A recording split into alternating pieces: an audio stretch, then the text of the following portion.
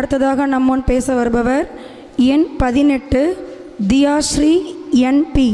அவையோர் அனைவருக்கும் என் முழக்கன் வணக்கத்தை தெரிவித்துக் கொள்கிறேன். எடுத்துக்கொண்ட தலைப்பு எனது கனவு.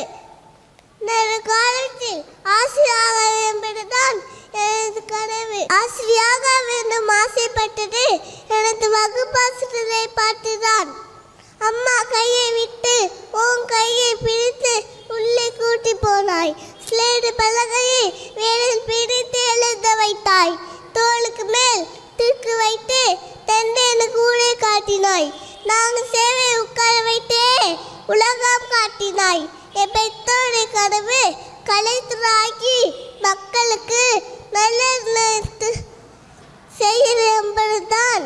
ஆசிரியரால் பல கலைத்துறைகளையும் பல டாக்டர்களையும் உருவாக்க முடியும் என்று கூறினார். தாய் தந்தை கூட சில நேரத்துங்கள் எப்படி கஷ்டப்பட்டு வளர்த்தேன் என்பார்கள். நான் கற்பித்தால் நீ வளர்ந்தாய் என்று ஒருபோதும் அழைத்து கொள்ளாத ஆசிரியர்கள். கல்வி என்றும் பெருகளில் இருந்து கடை செய்திடும் விளக்கமாக இருப்பவர் ஆசிரியர்கள். இந்த கனவுக்கு முக்கிய காரணகிய பாலு மேம், பவடானி மேம் இருவருக்கும் என் நன்றியை தெரிவித்துக் கொள்கிறேன். பறக்கு பட்டமுள்ள ஆசிரியர்கள், உயர உயர பறக்க வைக்கும் நூலாகியவர் நம் ஆசிரியர்கள்.